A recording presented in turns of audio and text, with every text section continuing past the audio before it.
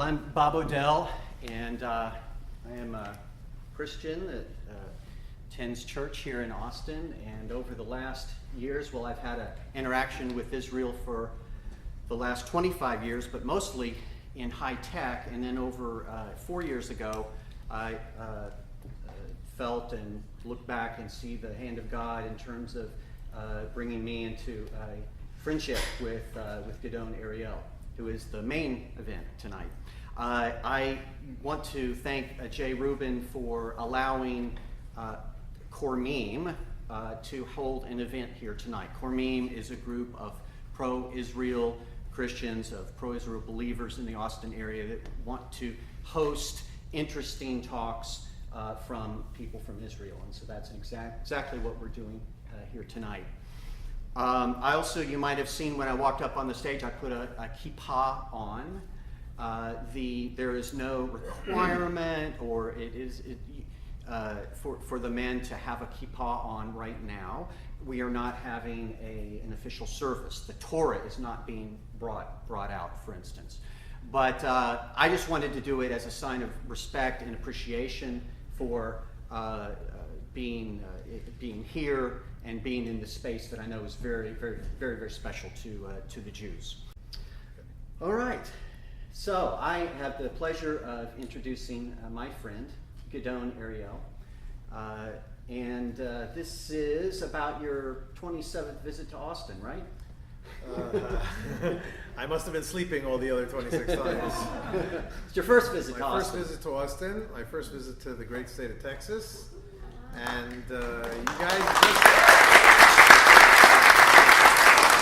you're applauding to yourselves because I've been just so hospitably accepted here and welcomed here. I just really feel at home. So thank you all. I'm not sure I could introduce you any better than you can introduce yourself. Why don't you tell I'm sure you can't. I know myself a little bit better, but I won't tell all.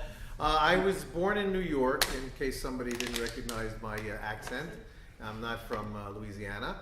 And I ended up, I was born in a traditional Jewish household, not an observant one. But by the time I was like 12, just before my bar mitzvah, I became introduced to observant Judaism through a youth movement called B'nai Akiva, named after Rabbi Akiva, who was one of the most important rabbis of the Talmudic period. Don't have to go too deeply into him right now. I just wanted to mention that if people want to look him up afterwards on YouTube or something like, well, he's not on YouTube, he's on Wikipedia. If he's on YouTube, that would really be cool. Just imagine Moses with 2 tablets and 1 selfie camera. I don't think that happened.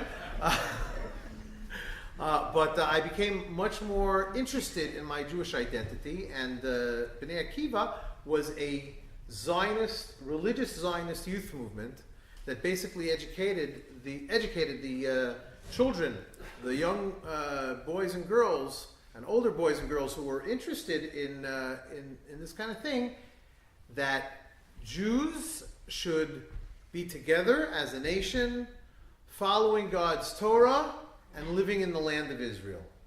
As we say in Hebrew, Eretz Yisrael, La'am Yisrael, Pi Torat Yisrael, the land of Israel is for the people of Israel according to the Torah of Israel. Now, I was only all of 12 or 11 years old, and that just struck me as so normal. I'd never been in Israel. But as soon as I got the chance, in 9th grade, I had spent most of my 7th and 8th and 9th grade in the youth movement clubhouse and not in school. So when my parents said, what are we going to do with you for 10th grade, they actually asked me, would you like to go to Israel for the rest of high school? And I jumped at the chance. And so I started out in Jerusalem in a yeshiva high school there. Yeshiva is a Jewish studies program, so it was like half the day we studied the Bible and the Talmud and Jewish history and prayer and all the things we teach now in Root Source. And half the day we matriculated in arts, in science, not too many arts there, but sciences and math and history and stuff like that. Then I was already an Israeli. I went to the Israeli army and I wasn't just in the regular army. In Israel, conscription is mandatory, so they have all different kinds of programs for everybody. The program that I was attracted to, together with many of my high school buddies and many such people all over Israel, was to go to a program that instead of going for 3 years to the army, we went for 5 years to the army. But out of those 5 years, we were only a year and a half in active duty, and the rest of the time we were in a yeshiva, in an institute of higher Jewish learning. And that was just incredible for me, because that's really where I got my grounding in that identity that I was looking for ever since I was a young child. But during that time that I was in the army, I would have a furlough from time to time, and I came to Jerusalem, walking through the streets, and I saw a sign on an apartment across the street, and I crossed the street in order to read it, because it's one of my hobbies to read signs in Jerusalem. You know, you can get a bachelor's degree in Jewish history just by reading the street signs in Jerusalem. I'm still getting some laughs out of that joke. The fourth time I've told it already this week. And the sign said ICEJ, International Christian Embassy Jerusalem. And I said, what is this? Because I didn't think so much of Christians and Jerusalem and inside. And an embassy means an institution to create bridges and friendship. So it was okay, you know, everybody was in America, Christian, that's okay, Americans are nice people. But the idea that that Christians would specifically reach out in friendship to Jews wasn't something that I was expecting. It wasn't something that I was raised with. But for some reason, my heart said, this is something that I want to look at more. So I actually was also in high tech, but after a while, I wasn't a CEO or anything like that. I was a technical writer. But after a few years that I said, I want to do something more important than documenting how component A and component B interact with each other over and over and over and over again. And I felt that this was the thing that was so important, yet so few people were focusing on it. So the internet was just starting out over there, you know, email and websites. And I reached out to more and more Christians who were reaching out to Jews and to Israel. And I started meeting people like this, and up until about 4 years ago when we met Bob, I was like, most of my time, I was trying to find more and more Christians who were interested in having relationships with Jews like me. Except there weren't too many Jews like me that were interested in having relations with Christians who were interested in having relationships with Jews like me. I dare you, any of you, to say that sentence. But that's what I did. And that's what I've been doing for the past 10 years or so. More so since Bob and I have met. We have been focusing on not only me, but I right now have a faculty of about a dozen Jewish students. Teachers. Teachers and students are very closely related.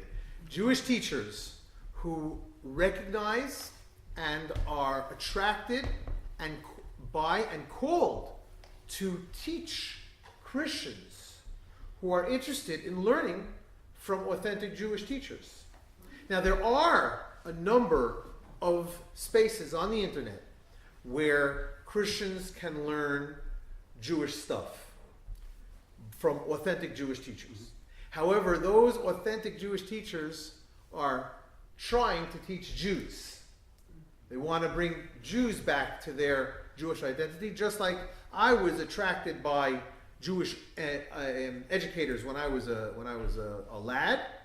They still want to try to teach adults who didn't have that experience when they were young. But lo and behold, more and more of their visitors are Christians. They don't know how to deal with that so much. They don't really recognize it so much. Root Source is the first and the biggest online platform for Orthodox Jews to interact respectfully with Christians. Each one recognizes and respects the other. See who you are, hear what you want to do, and we will work on this together. It's a place, if I can quote a famous Jew, Leonard Nimoy, that no one has dared gone before. And so, and that's really what we're doing now. Here we are, an evangelical Christian. You're not, yeah, something like that. Probably fits. Probably fits. An Orthodox Jew, that probably fits. And we're best friends, and we're respectful of each other, and we're reaching out to so many Orthodox Jews to show them about this phenomenon, try to bring them into this space, and especially to tens of thousands of Christians who are interested in this space. We've been around for about 4 years. We've had over 400 students, paying students on our platform, and over 40,000 people have signed up for our newsletter. Here's a plug. If you haven't signed up for our newsletter already, there's a place for you to sign up on a piece of paper. But if you're a little bit more modern, just take out your phone and go to root-source.com and sign up directly there. That's always best. And we're hoping that we can grow from 400 to 40,000 to 4 and to 400 million. Because we really think that this is something whose time has come. And that is me introducing myself. Very nice. Very nice. And for my part, I spent, as I mentioned, 25 years in high tech, and it felt like God was calling me to do something different, something next. And I actually went to Israel in January of 2014. There was coincidences that made that possible. And I was going there to look for Orthodox Jews that might be interested in starting organizations or businesses that I might be able to use my experience in building businesses to see if I could help. And 4 years ago to the month, I was at a Christian conference in Jerusalem where in this particular day we were up on the walls of Jerusalem praying for the peace of Jerusalem. And you were a guest speaker at that conference to help give additional insight to what that would look like on this particular day. And we did that. And when you were done, you said, by the way, there's one more thing I want to say. And so everyone turned, and I can still remember exactly where you were standing and up on the walls. And you said, I got this idea a few days ago. Interesting. And my wife says it's the best idea I've ever had. Oh, this is getting really interesting. How many of you, Christians, would be interested in learning about Jewish teaching? Basically, you use the word yeshiva. How many of you would be interested in an online yeshiva for Christians? And there was this gasp that went across the group, and when I heard that, something tapped on the shoulder. It's like, oh, this is why I came to Israel. So I asked if I could meet you, and this was your idea, and I was just trying to come alongside and help you with it. So that's how it started. Thank you, and that's Bob introducing himself. Very nice. Okay. Well, we've said that tonight is focused on the nation of Israel and things going on there. And so how could we start with any other more interesting and timely event than Donald J. Trump announcing on December 6th that the United States was going to now recognize Jerusalem as the capital of Israel and was going to take steps to begin planning to move its embassy from Tel Aviv to Jerusalem. That's the fact. Now, what I think people would like to know is how was that received in the different quarters of Israel, if you will? Similar to the United States, where people were flabbergasted, I think, by the election of Donald Trump. He is a president and a politician like no other. And a lot of people don't like that so much, so there's a lot of tension over him. Also in Israel, Prime Minister Netanyahu, who most people abroad really love. In Israel, what can you do? It's a democracy, so there are a lot of people that don't like Netanyahu so much, and are trying to topple him and trying to dethrone him even, to get him out of his position.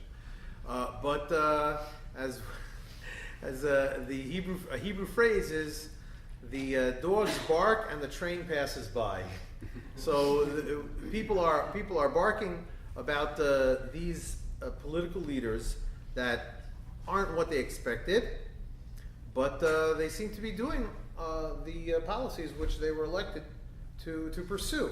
So we weren't in Israel. We weren't really sure that an American president would do what they've been promising to do for decades, and nobody's ever done. And then we were waiting for the announcement. We heard a couple of days before, and every news bulletin was saying it's going to happen, it's going to happen, it's going to happen, and then it happened. But then it didn't happen. So people said, "Oh, he just said that. Yeah, everybody talks." But then this week, I managed to hear a little bit of the news, and it looks like it's gonna happen. So we're all on edge, wondering if it's going to happen. Everyone is excited. Nobody can be against anyone recognizing Jerusalem as the capital of Israel and anything that has to do with that. One of the things that you do with the capital is that you have your embassy in the capital. So while this, on the one hand, can be seen as a political win for Netanyahu, so it makes his political opponents uncomfortable, but they can't talk against it. So that's really what we're seeing over here.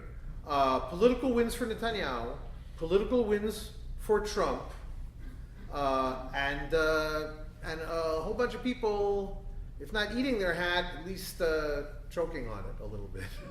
So that's the answer to your question. How do we feel about it? We're hoping that it will really happen, and then it will just be another fact, fait accompli, that now we're moving more towards normal facts on the ground that we can move forward from there. And that's what everybody agrees. Jerusalem is the capital, the eternal capital of Israel and the Jewish people.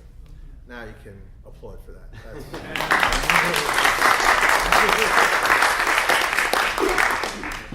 So let's turn specifically to, a little bit more specifically to you. Where do you live?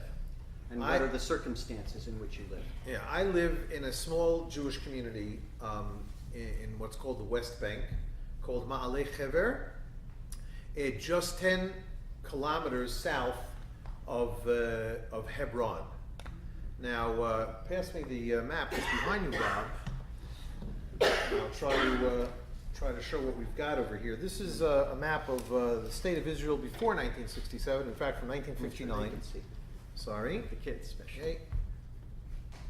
And now I do not be able to see it. And so we've got here the Negev Desert that goes all the way down to the Red Sea, and Eilat is here at the bottom. How many people have been to Israel? Okay. You're happy that I said how many people have been, because if I was saying how many people haven't been, then I would say, all of you, you better go. Down in the south of Israel is the port and the beautiful tourist town of Eilat.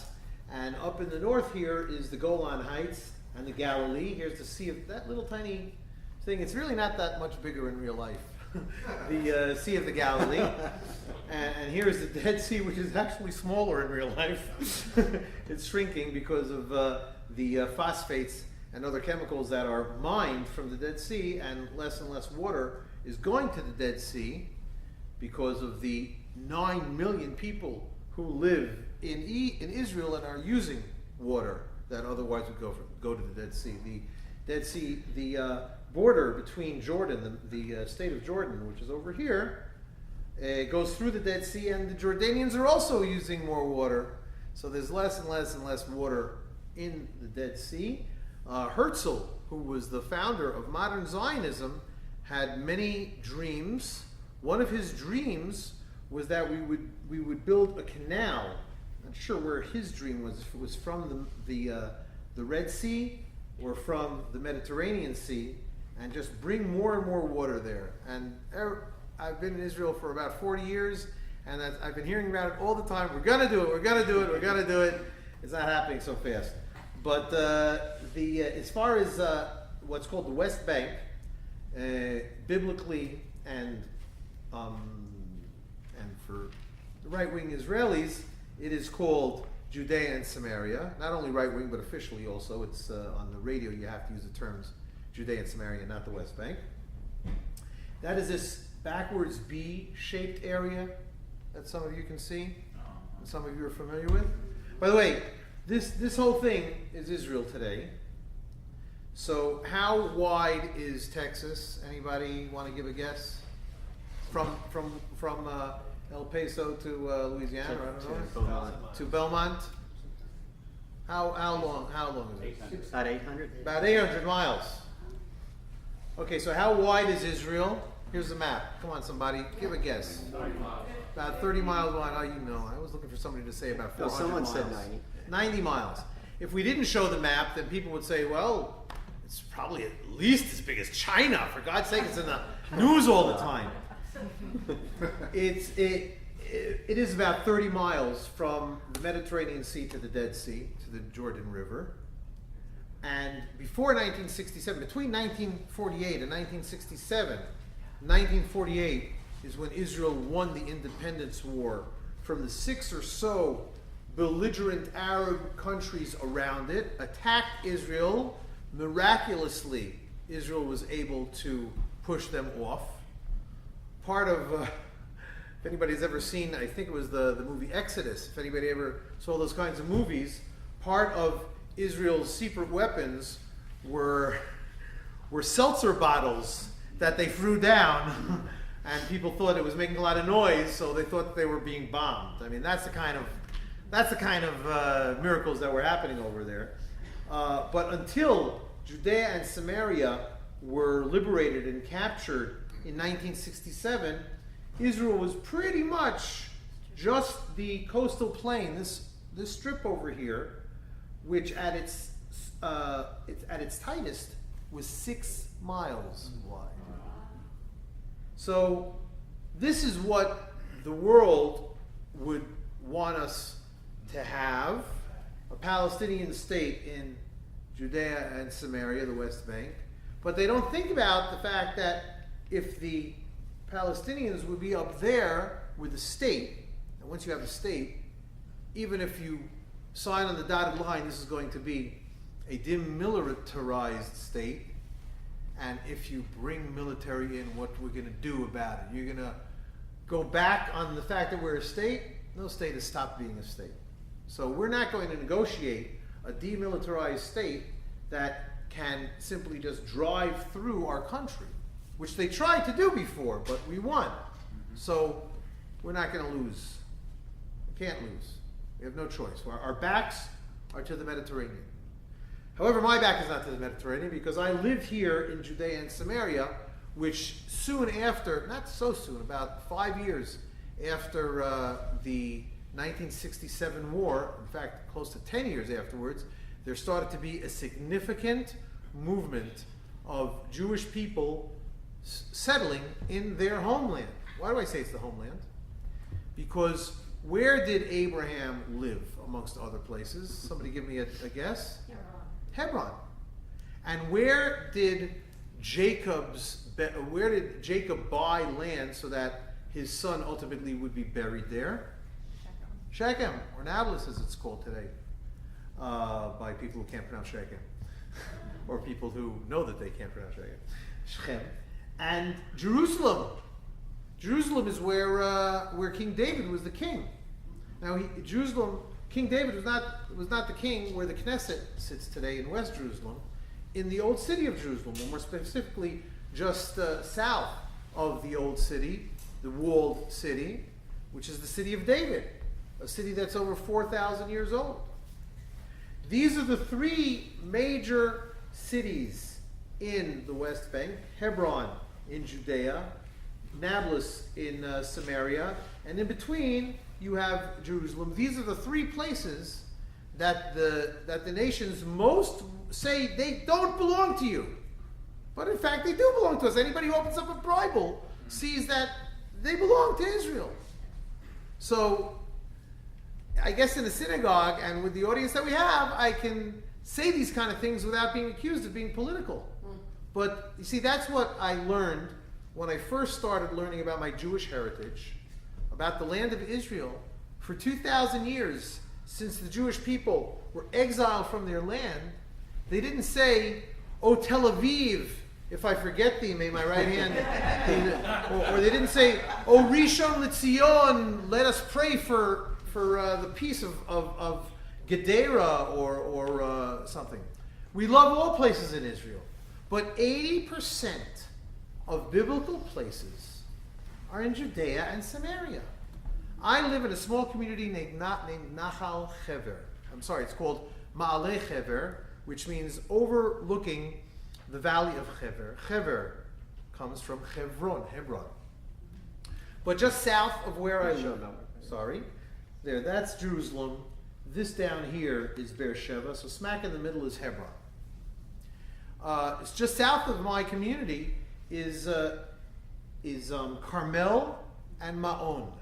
So some people in here are familiar with the Bible, and there was a certain man named, let me try to ruin this so that people understand what I'm talking about, Nabal, or Naval, as we say in Hebrew. Naval Carmeli, Nabal, the man who lived in Carmel and worked in Ma'on. Yeah, some people are nodding, so I guess they means they read that, they remember reading that chapter, or at least they just are nodding. What the heck, I'm not going to call on them. Anyway, these are two communities, modern communities, that were built on or near the biblical spots of Ma'on and Carmel. And up further north of Jerusalem, we have the Jewish communities of Ophrah. Ophrah or Apra, I don't know how you can pronounce that in English, but where did Gideon live? Where was he dealing with a threshing floor and stuff like that? Where was that threshing floor located? Located in Ophrah. That's where he lived. Mm-hmm. And what about Bethel? Is there a Bethel in Texas? There are a lot of Bethel all over the United States. That's a Jewish community today. Over 2,000 families live there. And how about Efrat? Just north of where I live, on the way to Jerusalem, Jacob buried his dear wife, his favorite wife, Rachel, in Bethlehem, Ephrata. Today, Efrat is the capital of Gush Etzion, which is the central part of Judea, with over 3,000 families who live there. Efrat, not Springfield or Brenham. Efrat, because that is where Efrat was and is again today. So these are the places that all of us thought about when we thought about the land of Israel. Mm-hmm. And so, because of God, these were the last places to be. We can put that down now, unless you feel like strengthening your arms a little bit more. These are the places that the Jewish people were praying about, but for some reason, known only to God, for a mere 19 years, they were not part of the state of Israel, and for 50 years since then, everybody's worried about it and trying to give us a hard time about it. That's it. But that's where I live, and that's where I love living, and I hope everybody who comes to visit Israel will look me up, because I love having guests. You really mean that. I know it. I really do. So, living in Judea and Samaria puts you in contact with the people that has become to be known as the Palestinians. Yeah. So what's that look like? You rubbing shoulders every day? What's going on? Well, not so much. First of all, a lot more when I was a kid. I moved to Israel in 1978. And until the Oslo Accords, which were supposed to bring peace, but unfortunately only brought war and death and much more terror, I would happily go on a bus that was run by an Arab company. If I wanted to go to Hebron, I would get on an Arab bus. And I even got Trempim. I would hitchhike with Arabs. But unfortunately, things have gotten worse and worse because terrorists are using Judea and Samaria as a launching ground for their terror attacks. Less so in Judea and Samaria because we're tough. But sometimes if they manage to cross over the security fences and stuff like that, and often get help from people inside of Israel proper, they do terror attacks. And so therefore we're afraid more and more of Palestinians. And Palestinians are being fed that they have to be afraid of us, which is a shame. Because just like I love to reach out to the other, in this case Christians, thankfully I'm not too worried about being attacked in terror by Christians. But with Palestinians, these are the people that are living there. I want to meet them. I want to be friends with my neighbors. Have you had any opportunity? I've had many opportunities because I've seeked them out. There are dialogue groups between Jews and Arabs, and even specifically between what are known as settlers, Jewish residents of Judea and Samaria, and Arab residents of Judea and Samaria. Now, we can't meet with them in most of their communities because the army doesn't let us go in there, the Israeli army. And we can't meet with them in our communities because the army doesn't let us go in there. But there are certain places, some gas stations, some malls that we can meet, and those are the places that we meet. And there are a number of organizations that try to meet every month. And we talk about just this and that, but all you got to do is talk. Let's start talking, and let's see what happens. Same thing that happens with my Christian friends. Same thing happens with my Palestinian friends. I've got a few of them on my contacts list on my phone, and I wish there were more. And we have to recognize that, encourage that, I think, and not just feel that the people who are against the Jews living in Judea and Samaria recognize that they're against Jews living peacefully in the land of Israel. Because that's the only way that you can have peace. When people know me by face and by name, and I'm not saying that you can't attack people that you know. Unfortunately, I believe that most attacks are with people that you know. But at least there's a chance that you'll be able to make peace with somebody that, and I'm looking forward to doing more of that on grassroots. Well, speaking of peace, Yes. since the Oslo peace accords got going in the early 90s, there's been a continuing term that has been used, two-state solution. Okay. And we hear it in the news, and it's been pushed by various presidents, and I think for realistic and the right reasons to try to bring peace. I've got two questions about that. The first is about Gaza, and the second is is there any other alternative? The question about Gaza is this: in 2005, when Israel forcibly removed itself, I guess, from Gaza, what impact did that decision have on the general feeling for the two-state solution? My second question, if you want to go ahead and take it, is what is in Israel, what is the most likely scenario that is being discussed today for peace? The most likely scenario is coming out from a phrase that was made famous by somebody who really knew how to turn a phrase, Abba Evan, who was the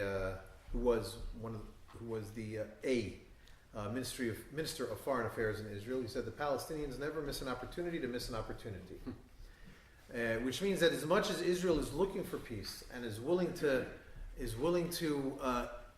take great strides and risks for peace, because that's really what we want, the Palestinians are just saying no, no, no. So that is really the most probable option at this point, which is basically nothing. It's status quo. Everybody's talking, but there's nobody to talk to. But so did the Gaza and the aftermath change the complexion of Israel for the two-state solution? I think so. Because before we had any sort of so-called solution, people would say, okay, we'll try something. So by pulling out of Gaza, we pulled some 7,000 or 8,000 residents who lived in the Gaza Strip in the Jewish communities. And where is Gaza? It's down over here. This little tiny thing, probably the size of some of your driveways. Okay. That's it. Good. Anyway, but no, keep that up over here. Because only 2% of Israelis ever visited in the Gaza Strip in the some 40 years or so that it was in Jewish hands. Most of them were during their Army Reserve service, and so they weren't too happy doing that. And a very few of them visited the beautiful, flourishing Jewish communities that were there. So when Ariel Sharon, Prime Minister, said, my plan is now to move all the Jews and all the Israeli army out of the Gaza Strip, most people said, who needs it? Most people were listening to the media who said, yeah, let's move out of the Gaza Strip, and from there it'll be moving out of Judea and Samaria, and we'll be able to fulfill our dream, I'm not sure exactly why, of moving out of the biblical homeland of Israel.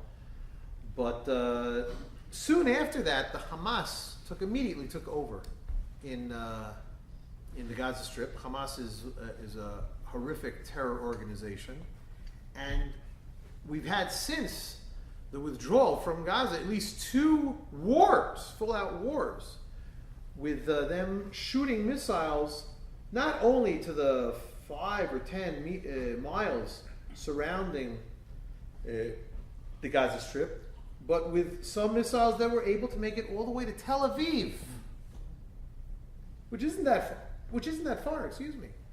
I don't know. It's maybe 50 miles. I think it's much less than that. I don't know. It's very little, probably something like that. So when Tel Avivians who had thought, oh, let's just get rid of Gaza, it's so far away, and why do we need it, and I don't feel like going there. When Gaza was raining down on them, people had to get out of their cars and try to look for cover when there was a siren. Hello, sirens. We're not talking about earthquake or tornado sirens. We're talking about somebody in Gaza wants to kill Jews and strike terror in their hearts. And so after that happens, a lot of those left-wingers in Tel Aviv said, you know what, maybe it's not such a good idea to withdraw from Judea and Samaria. Because if it's 50 miles from here, anybody remember how far it is from Judea and Samaria to Tel Aviv? 6 miles. You got to be crazy. And the Israeli airport from Ben Gurion is much closer to Shomron, to Judea and Samaria, than Tel Aviv even is. So it's a non-starter. We want to have some sort of a solution, a peaceful, negotiated solution with the Palestinians. But nobody's interested. If Israel were to decide there's no way that we can let go of Judea and Samaria, then what possible peace solution could there be? What could it even possibly look like? The problem is that Israel is a democracy, and Israel is a member of the family of nations. It's not a problem. That's great. That's what we need to be doing. However, the plunter, as we say in Hebrew, the Gordian knot here is, what do you do with these Palestinian residents of Judea and Samaria, who, if you annex these territories as part of the state of Israel, then what are you going to do with these people? You're going to bring them in as citizens to the state of Israel. Then you're going to have another, let's say, 2 million Arab citizens out of. So it'll be right now you have about 9 million citizens of Israel, including 20%. So let's say about 2 million Arabs already who are citizens of Israel. They have at least 13 seats in the 120 seat parliament, the Knesset. So that's over 10% of Israelis are Arabs, and really more, but not all of them vote and stuff like that, kids. But if you bring another 2 million in, then they're going to switch to about 26 seats, and that's already the biggest party in Israel. Right now, Netanyahu's party, it's my party also, I'm a member of the Central Committee of the Likud. The Likud party has 30 seats, but that was an anomaly. They were supposed to have 22 seats. All the media was reporting, according to public opinion polls, you only have 22 seats. Well, we've seen what public opinion polls can do as far as before elections and after. So we have 30 seats now. But you never know what's going to happen. And people don't like that idea so much. You know, I wouldn't want somebody who yesterday was a Palestinian security guy whose cousin was arrested because he was part of a terror cell, and now all of a sudden he's just the same as me. It's a very complex situation. Very complex situation. That being said, there are certain things, I think, for example, by bringing Israel into the Palestinian communities, we will be able to have a little bit more normal education. And if we could educate young Palestinians instead of hey, let's kill some Jews, how about, hey, let's be some normal people. Let's try to live and let live, love your neighbors yourself, that kind of stuff, be a good citizen. I don't know how to do it, but that sounds like something nice to do, right? So I don't know if it's not going to be, immediately tomorrow. We decided to give 2 million Arabs citizenship. I don't think it's going to happen. It can't happen that way, but maybe voluntarily, maybe naturalization. Let's see what happens. I think my solution is no need for a solution. I don't think that the situation is so bad. It's been getting worse and worse for the past 50 years, but I think it's getting better and better. And but if there's going to be a solution, if there's going to be some sort of a naturalization of Palestinians, I think that's the way it's got to be. But I'm a member of the party, but I'm not the prime minister yet, so it's not happening so fast. So I'm going to pivot away from this topic. Is there anything else you wanted to say on the topic of security or anything that you would like people to know? I would like people to think of any questions that they have. We'll take questions soon, but I'd really like to move forward to our next topic. All right. So another topic that concerns us both is this interaction between Christians and Jews, both in Israel and outside of Israel. But we're talking about that main interaction in Israel. So let me just throw it to you. You've been looking at this phenomena for some years, at least almost 15, I think. Something like that. So let me just throw it to you. What do you think pro-Israel Christians are after? Okay, that is a great question, because so many of my fellow religionists, my co-religious Jews, think they know what Christians are after. Now, I know that you have 2 Jews, you have 3 opinions. So if you've got, 6 billion Christians, you probably have 600 billion opinions or something like that. And I'm not in the business of reading minds. But of the Christians that I've met, I've looked in their eyes. I'll give you guys a trick. I think that most of you guys are adults, but here you guys aren't adults yet. Let me give you a hint how to live in this world. If you're trying to talk to somebody and you look into their eyes and they look into your eyes, that's good. If they're shifting their eyes back and forth, then I'm not so sure that you're going to be able to have such a good relationship with them. They're looking for something else, and that's the way it is with everybody. And that is not the way that I found so many of my Christian friends. They're looking at me in the eye because they want to have a relationship with me. And they want to have a relationship with me as I am, not as they think I maybe should be. Can you imagine that you're on your first date and you say, oh, hi, somebody introduced me. Let me tell you what I think you should be. Right. That's a good first question of a first date, but it ain't going to get any further than that. You don't build relationships based on what you think the other person should be. You build relationships based on what the other person is, and acceptance of that. Now, you guys are nodding, but the Jews think, and I think a lot of Christians do think, no. Jews are meant to be proselytized. We got to get them to understand the truth. And that's what they're for. I was actually on Facebook. Somebody said, I don't know much about Jews, but I know that they have to be saved just like everybody else. What kind of a relationship is that with a person? You don't know anything about me and you already know better than me? I've been around for a little bit more than 50 years, and I've been a member of a nation that has survived for more than 2,000, if you will, more than 4,000 years. And you don't even know a single Jew, and you already know what's better for them? Now that sounds almost Jewish because it's such chutzpah. And you're not going to be able to build any bridges with somebody that you know better than they do about their lives and what they should be doing with their lives. Anybody who has a teenager knows that. You got to say, listen, you are who you are, I am who I am, we disagree on things, I'm sure, but let's try to find the things that we agree upon. And that's hard for Christians because they have been so used to that feeling. And I salute Christians who feel strong enough in their own identity and who feel strong enough in their faith in their God, our God. Right. That He knows what's going on and He's a little bit stronger than we are, at the very least. And we'll let Him fix it all out. Meanwhile, I am getting this calling to be friends with people. So if somebody says, how can you be friends with that person and he isn't saved yet? Or how can you be friends with that person and you haven't saved him yet?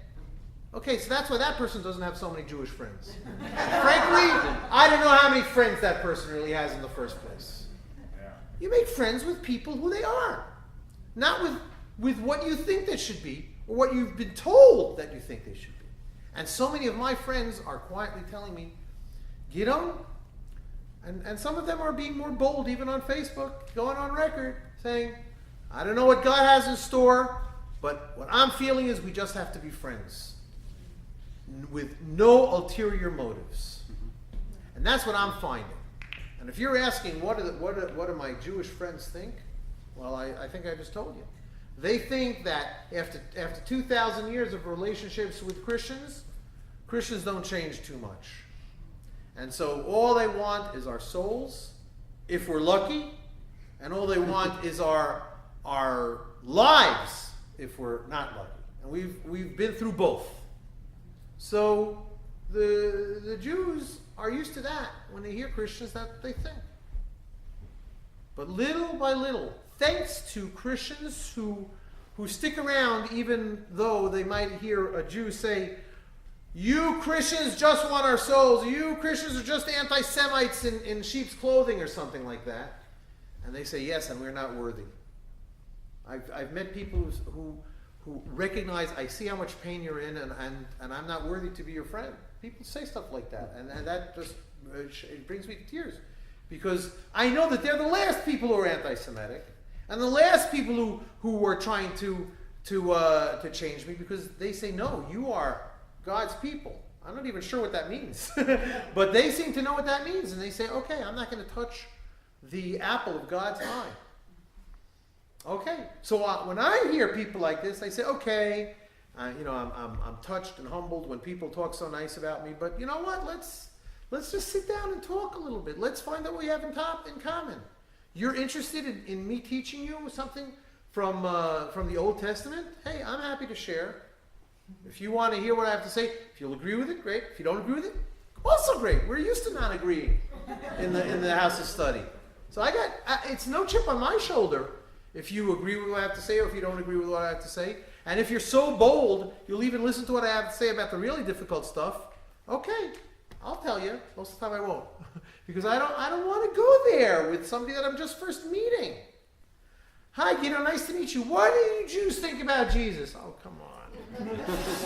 You've just ask me what I think about love thy neighbor as thyself. Ask me what I think about being a nice person. Ask me what I think about trying to feed the hungry, to clothe the naked. I think we got a lot of things in common.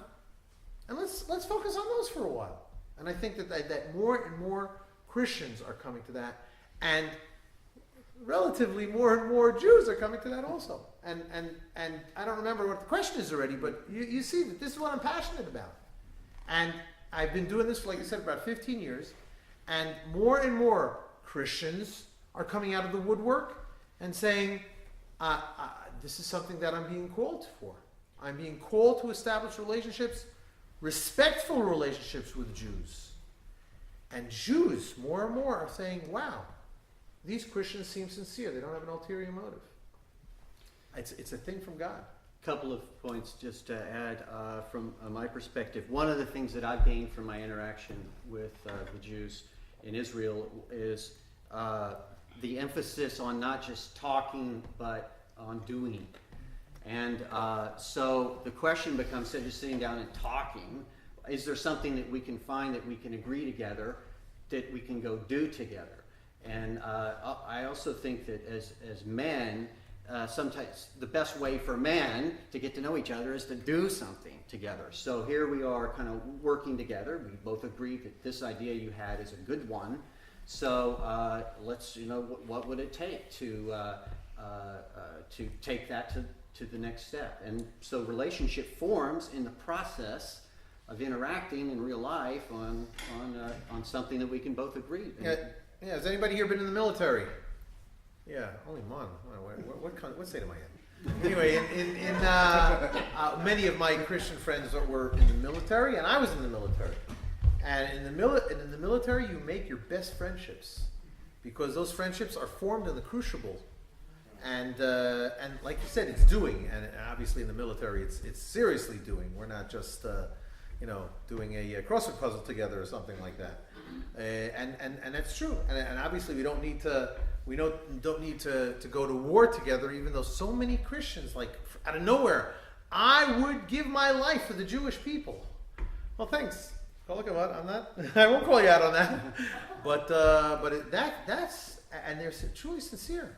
So, but less than that, there are plenty of organizations that find ways for Christians to channel these feelings about the Jewish people and the state of Israel.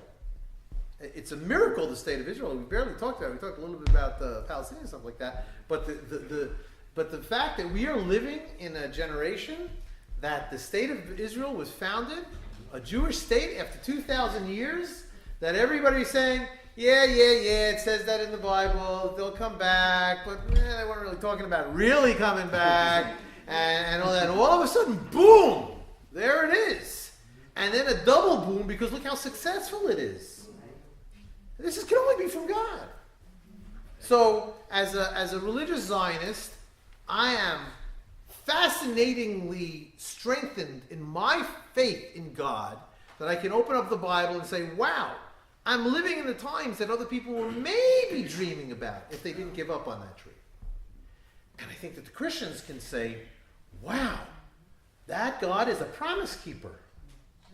And so exactly how that works out with Christians who for thousands of years said, God is finished with the Jews. Okay, but maybe God is finished with the Christians who still think that God is finished with the Jews. But God is now pointing so clearly that God is with the Jews, and God is with the people who stand with the Jews. Just like it says in Genesis 12:3, those who bless you, I will bless. So that's happened throughout the centuries. But have you seen anything like that as much as you see it now? I really feel that the Bible told the story. Abraham lived about 4,000 years ago. But the stories of the Bible and the messages of the Bible are coming alive today like they've never been ever since they actually happened. And since so much of the Bible is simply prophecy, it's not like this is happening now, but it's going to happen sometime in the future. This is the future that's happening. Amen. I was absolutely, it's like the light turned on one time when I realized that in the Bible, King Cyrus from Persia, read that he was going to do something, and so he did it. He didn't just do it and then read later. He read that he was supposed to send the people back, and he took the decision to do it. And now you open up the Bible, you open up the Jewish Bible, the Hebrew Scriptures, what we Christians call the Old Testament, or might be better called the First Testament, but whatever. You read something that you say, well, there isn't anything that stops that from happening today. It's like, well, that's an opportunity to step into the Bible and fulfill something. Exactly. There's a scripture that says that Jew and non-Jew will stand shoulder to shoulder and move forward. So it's an inspiration for even this simple thing that we're trying to do. But I think it's there for everyone, and I think you were so right. Coming to Israel, I'm sorry, now I'm getting worked up. Coming to Israel is an opportunity to do that. So please tell the room about the trip. Yeah, I don't want to forget about Root Source, which is our basic. We'll do that focus. too. Right next. We are planning a trip to Israel on the 70th anniversary of Israel's independence, and it's going to be a small group. Bob will be there for part of the time. I will be there the entire time. We're also partnering up with a pastor from near Dallas. His name is Trey Graham, a good old friend, great pro-Israel Christian leader. And we are going to be seeing things that nobody ever saw before, because I'm going to be in charge. And it's going to be just amazing. If you have been to Israel and are dreaming to come back, or if you've never been to Israel and you're dreaming to come back, then this just might be the opportunity. I encourage you to pray about it. Our dates are April 10th through 20th, and you can look it up on our website. Did you mention 70th anniversary? I think I mentioned 70th anniversary, but I'll mention it again. It's the 70th anniversary of Israel, and it's like the 50th year of the Six-Day War as well, towards the middle and end of that year as well. And I do hope that some of you, at least, will pray about this and say, hey, this is something that I want to do, and hope that we can do it. Okay. So regarding Root Source, there's a couple different things people can do if they're interested. One is there's a sign-up sheet in the back. If you put your name and email address, then we will manually add you to the Root Source mailing list, the free once-a-week newsletter. If you check the box to the right of that, then you can be on the Austin area list for things like this that happen in the future. So I only have to put your email down once. Check the box. There's also brochures in the back for the classes. Right now, you sign up with Root Source and you get access to all those instructors. Almost 800 lessons, I believe. Yes. They average anywhere between 12, 15, 20, 25 minutes a lesson. So, yes. And that is continuing to grow. What else? Okay, so that's continuing to grow. And really, when it all started, Bob, I had in mind that I would go on the internet and I would find a half dozen people who would be interested in listening to me.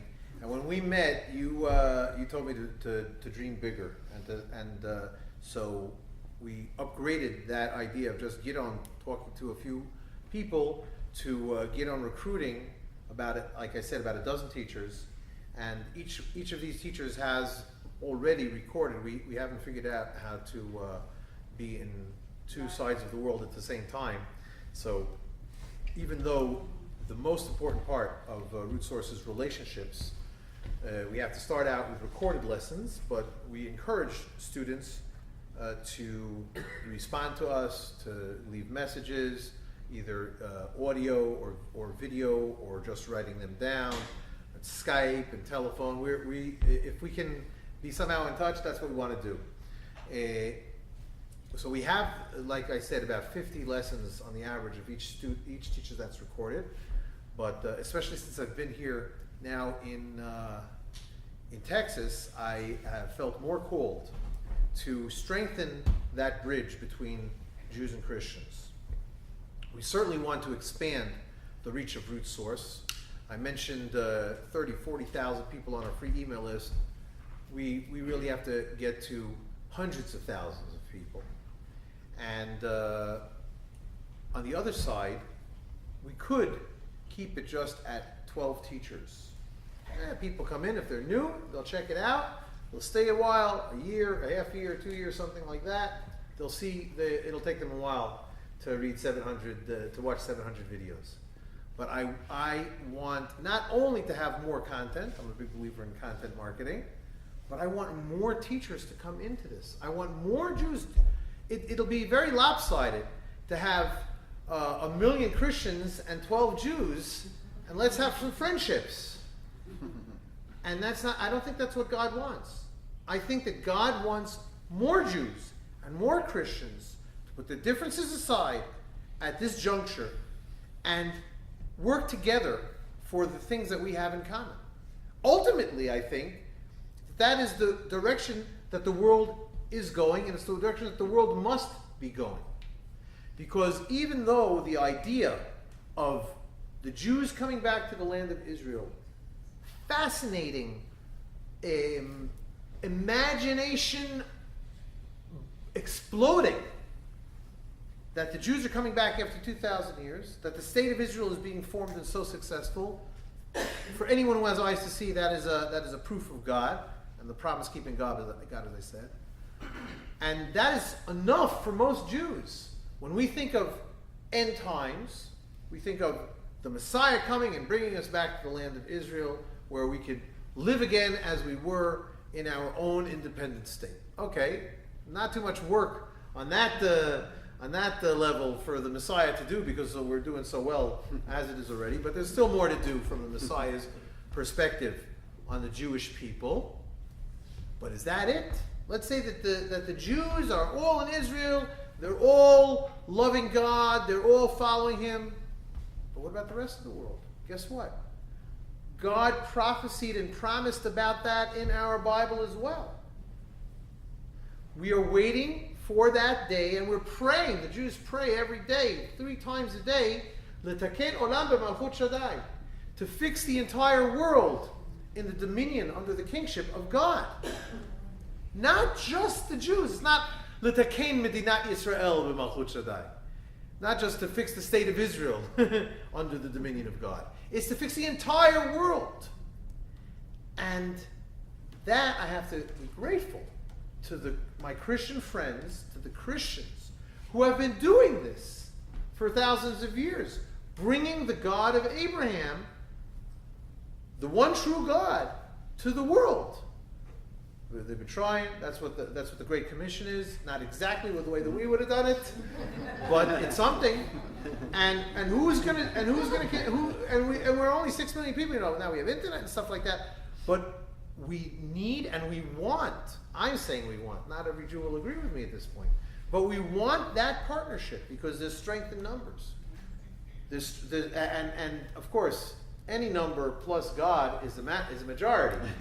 So, but we are with God, and so I want to bring more Christians into this, for them to know Jews and Jewish thought, Jewish wisdom, and really divine wisdom.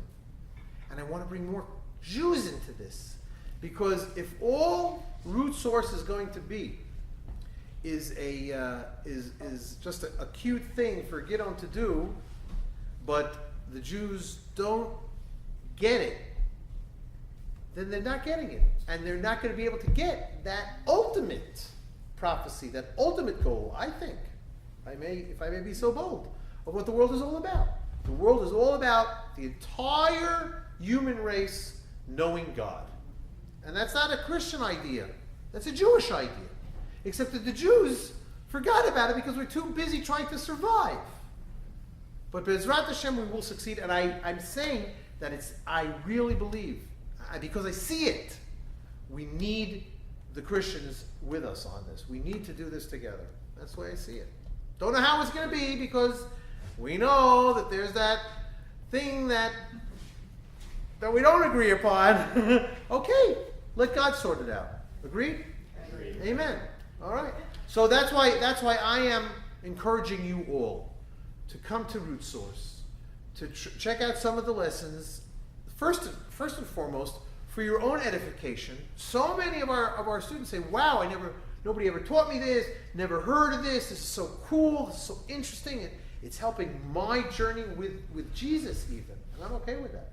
I think that a good Christian is a Christian that supports Israel, and a good Christian is a biblically knowledgeable Christian. And I'm here for that. So that's good for me. But mostly, I'm looking for more partners who not only want to learn this stuff, but want to help get it more out to the Christian world and more out to the Jewish world. We're looking for partners in Root Source. That's it. Great. So that's pretty much the allotted time that we had allocated for the meeting. That let's have, For the let's talk. have- Now we let's got have- let's time have a couple for of questions. Yeah, let's have a couple of questions. This is the way that it works. People, little by little, raise their hand and start talking. When the first person raises their hand, I know that you're going to raise your hand. And then that's a chance for people who got to leave, they leave. And then we're going to talk and have questions. It's going to be great. And then everybody's going to get up and say, we're done. But then a lot more people are going to come in and ask the questions. That's the way it works. And we're happy with that. And as someone said, the restrooms are around and outside. So don't forget, they are available. Now you tell me. Okay. Okay, yes, Jim. The book of Joel, it says that the Lord is not pleased when the land is divided. From a Jewish perspective, do you think Israel will expand its border into one state before the Messiah comes? Or do you think it's going to happen when Messiah comes, that it'll be one state? Or do you believe ultimately there will never be two states, it'll be one state of Israel, and even bigger than today? Do I have to go on record with this? How am I supposed to know what's going to be? Well, from your understanding, I think, in my perspective, is that it'll never be a divided state. Maybe temporarily, but ultimately it'll be one state. Sounds good to me. I think that I don't know when it's going to happen, how it's going to happen. I'm not limiting God. Let him figure it out, and we'll go with the flow. That's the way I see it. Okay. Right now, I'm happy that God has given me and my family and my friends the opportunity to live in the heartland of Israel. Right. What happens tomorrow, if it goes bigger or temporarily smaller, we'll see what happens. Okay, but keep the faith. Yes. Yes, thank you. Ladies first.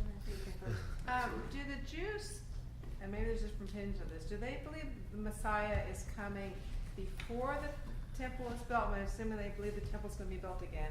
Yes. Before the temple is built or after it's built? What's the common outlook on that? Or It's an argument.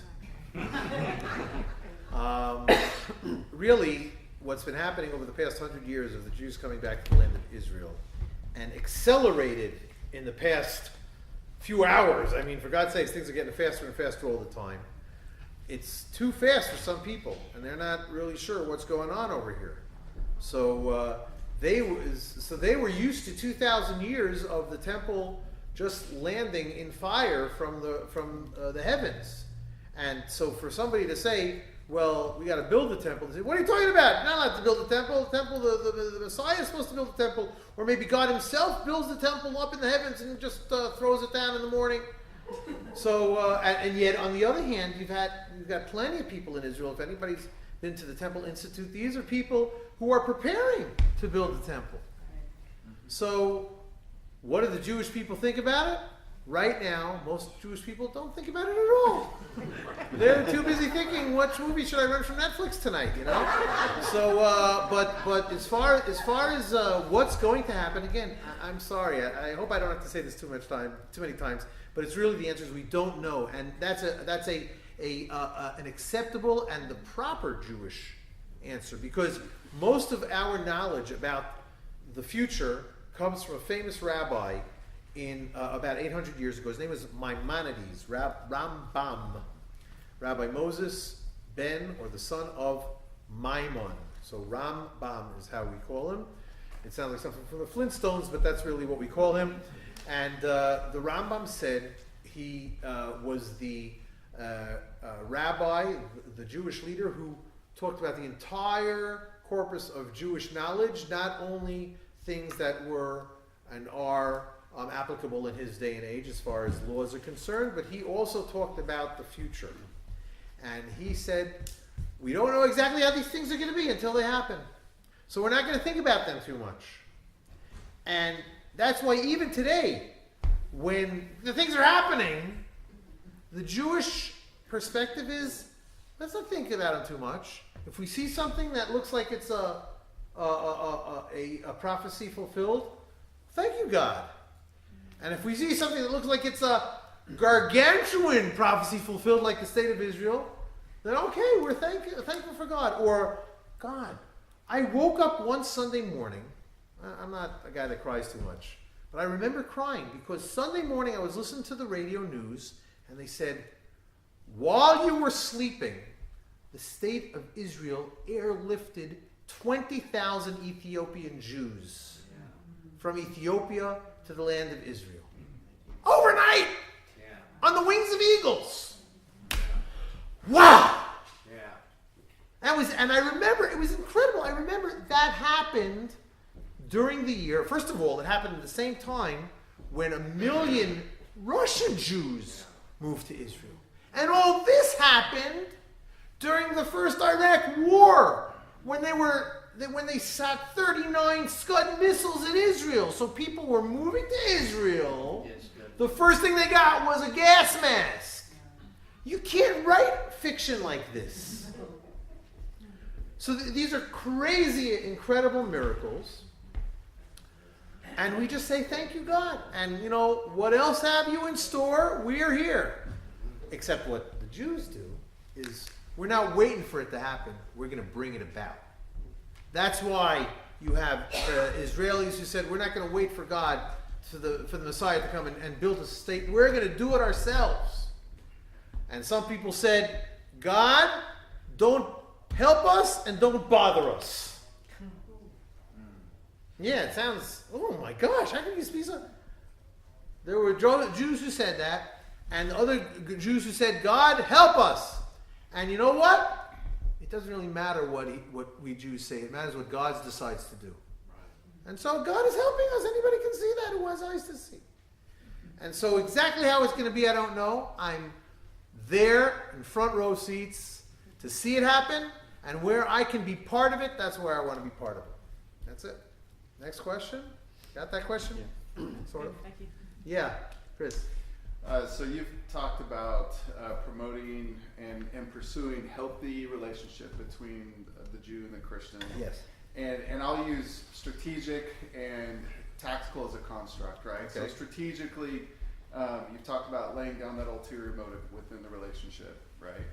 Of proselytizing, which just for When you say laying down, you mean putting it aside. yeah, right, putting it aside, and then tactically, bringing up. So, what do you think about Yeshua, or like right off the bat in a starting off relationship conversation? That's a non-starter. Okay, that's a non-starter.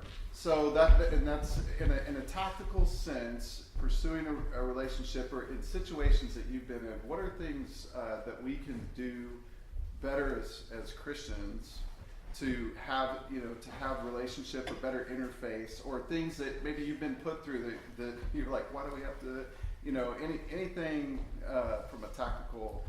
Look, it depends on who you try to make friends with. I've developed a pretty thick skin. Anything you throw at me, I'll be okay.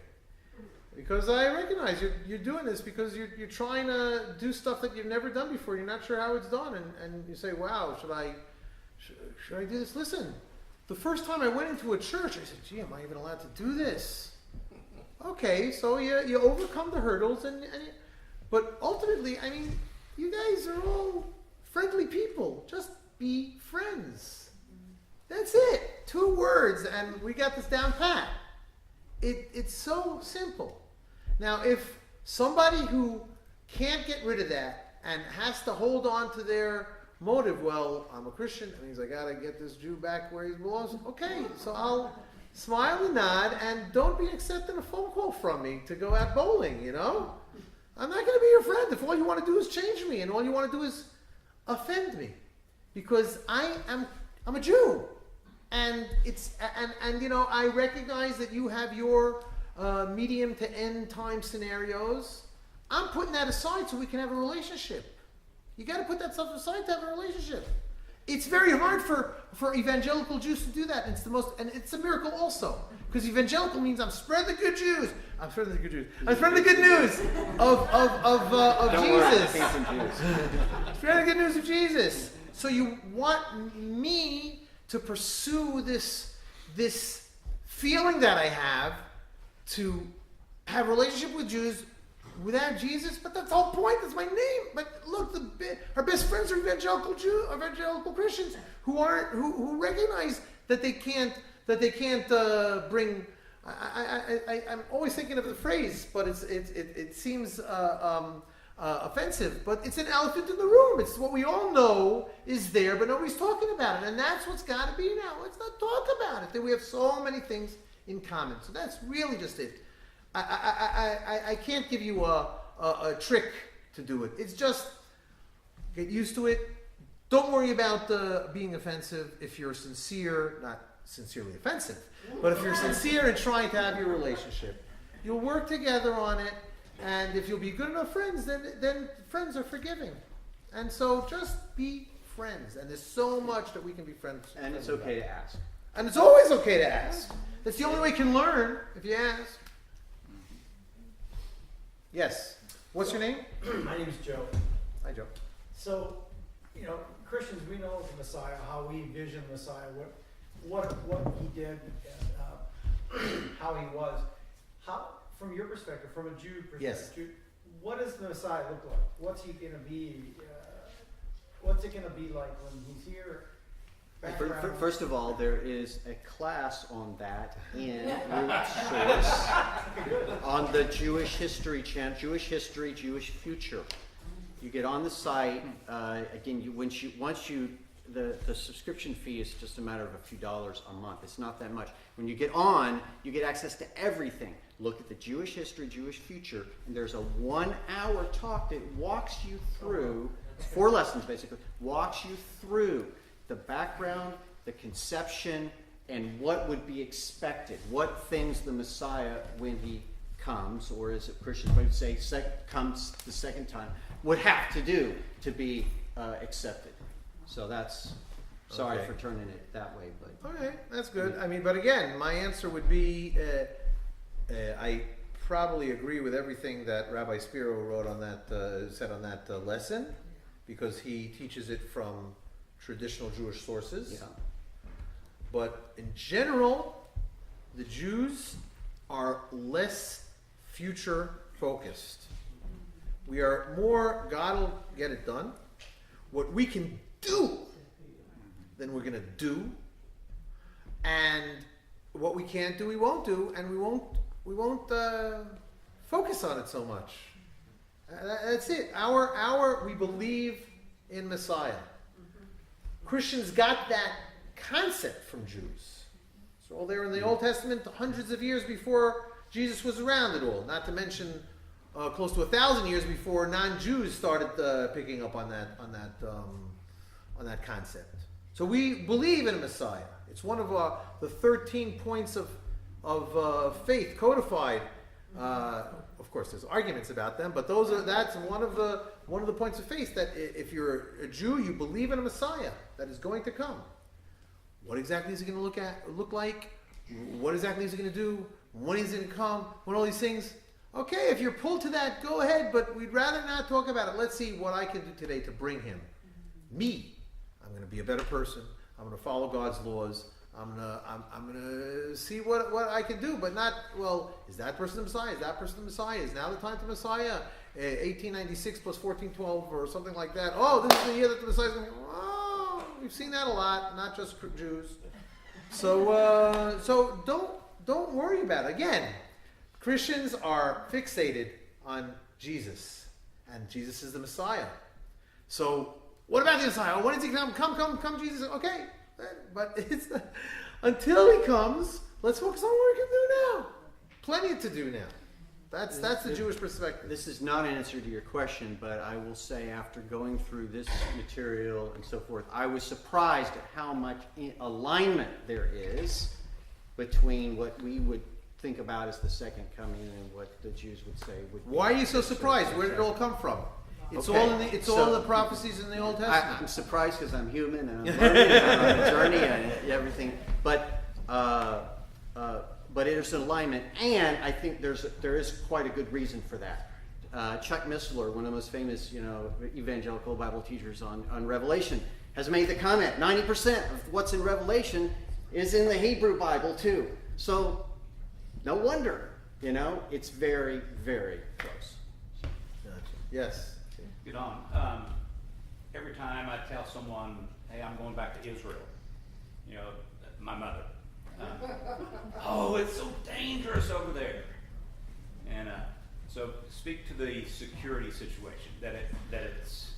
I mean, Because you talked about bombs coming from Gaza. Look. Israel is a safe place. It is.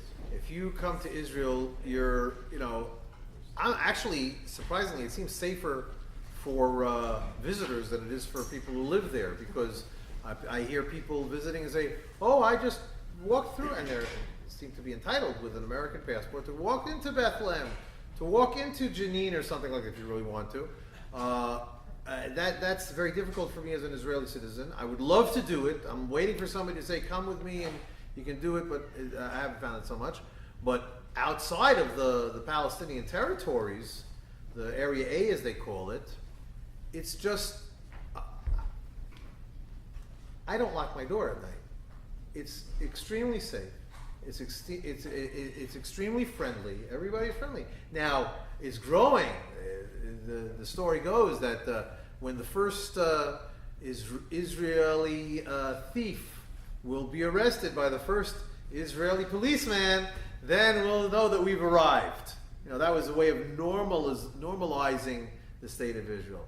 But we want a little bit more than just normal. We're looking for a light into the nations.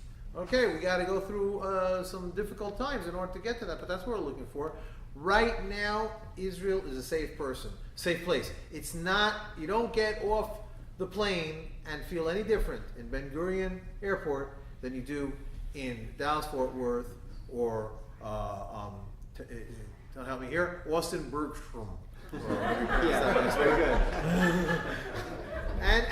And really, I'm formerly an American. I'm still an American citizen, and I visit frequently here. And this is the place that I feel, because Israel has developed into an exciting Western country, because it's not exactly like the Bible Belt, but it's like it in enough ways that you can say, "Wow, I'm at home." And so many Christian tourists tell me, "I feel like I'm home," and you got to come home. And you land in Ben Gurion Airport, and you get on a high-speed highway, 3 lanes in each direction, nice and smooth and fast, even through the hills now. It's amazing what this new highway has done. And then that high-speed train is coming. Jerusalem to Tel Aviv in 30 minutes. 22. It's really, it's not the country that I first visited in 1990. That's right.